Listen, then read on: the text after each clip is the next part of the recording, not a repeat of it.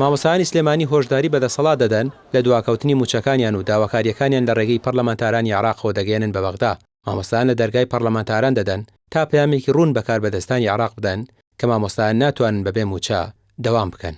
لە ڕاستی ئەمڕۆ ئێمە بە نوێنەرایەتی مامۆستایان و فەرمانبەرانی سەرجەم شار و شارۆچکانی هەرێمی کوردستان ستافێکمان سەردانی نوێنەرایەتی پەرلەمانی عێراقمان کرد لە سلێمانی و یاداشتێکی شەشحاڵیمان یانێ لەسەر بارودۆخ و ژیانی فەرمانبەران و مامۆستایان و گەڕانەوەی موچە پاشەوتکراوەکان و بابەتی هەژماری من و کۆمەڵی بابەتی تر کە خۆشبەختانە گفتوگویەکی چڕوپڕ بووە بەڵێنیان داوە کە بەدواداچوون بۆ قەزەی موچەخۆران و فەرمانبەرانی هەرێمی کوردستان و بابەتی هەژماری من و ئەو داواکاریانە بکەن کە ئەنجومەنی سەرتاسەری مامۆستایان و فەرمانبەرانی ناڕازی داوامە لێ کردو. وەڵاهی لە ڕاستیە ئەوەش بۆ ئێمە جێگەی پرسیار بوو چکە خۆتان نەزانن ئەم دەڤەرەی ئێمە تا ڕادەیەکی زۆر ینی خۆپشاندان و ئەوانە بە شێوەیەکی بەرفراوان تێیە هەبووە پێمان وایە ئەمە چۆنەڵی گۆڕانکارێکی جێگەی پرسیارە بۆ خەڵکی هەرێمی کوردستان کە بۆ ئازادی ڕادەربڕین ئازادی با بڵێن گفتوگۆ قسەکردن هەڵوێز دەربڕین لێرە بەداخەوە بە ئاڕاستەی تەسکردنەوە چووە. بەڕاستی ئەوش بۆ ئێمە جێگەی پرسیارە کە پێمان وایە بەڕاستی ئەمە تا سەر ناگرێەوە بەڕاستی هەڵەجی گەورەیەک لە بواری ئازادی ڕادەربڕینە لەم ناوچەیە. ئەنجومەنی مامۆستایانی ناڕازی لە کۆبوونەیەکدا لەگەڵ نوێنەرانی عێراق خۆشداری تون دەدەن. ئەوان دەسەڵاتی کوردی بە خەمسا دەزان و جەخت دەکەنەوە کە ژیان بەبێ شایستەدارەیەکان بەڕێوە ناچێت. پەرلەمانتارانیش بەڵێنی دوورخستنەوەی موچە لە مەلملانە سیاسیەکان دەدەن.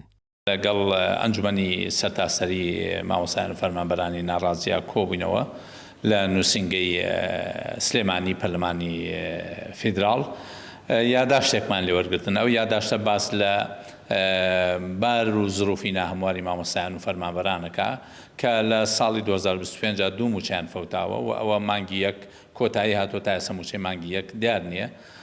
لە ڕاستیان هەستمان بە مەعانات و هەستەکەین چونکە ئێمە لە 2014 لەگەڵ ئەو بابەتە ئەژین. ئەوەی ماوەتەوە بڵێم کە حکوومەتی عێراقی لە قەراری مەحکەمەی ئیتیحادیە ئیلزامەکە پارە بدا، بەڵام بەپێی ئیتیفاقێک کە لەگەڵ هەرێم کردوێتی ئەبێ نەود ڕادەست بکە کە بڕێکی دیاری کراوە لەگەڵ مانگانەی 120 میلیارد. شانی باسە تا ئێستا هەرێمە 120 میلیارەی ڕادەست نەکردووە بە بەهانەی ئەوەی کە گوایە تایفسامی نامەی بۆ نردوون. لەگەڵ ئەوەی تایفسامی نردوێتی تا ئێستا و پارە ڕادەست نەکراوە. بۆیە سەبەبی ئەساسی لە نەناردنی موچە هەرێمی کوردستانە، بەڵام عێراقیش بە مەسئولیاتی خۆی هەڵنەساوە. ئێستا مامۆستایان چاوەڕێی کردارن لە هەردوو حکومەت، نەک تەنها بڵێن تا ڕێگری بکەن لە دووبارەبوونەوەی ساڵێکی دیکەی پڕ لە بایکۆت و بێئومێدی. ڕامیار عوسمان، کەناڵی پەیام، سلێمانی.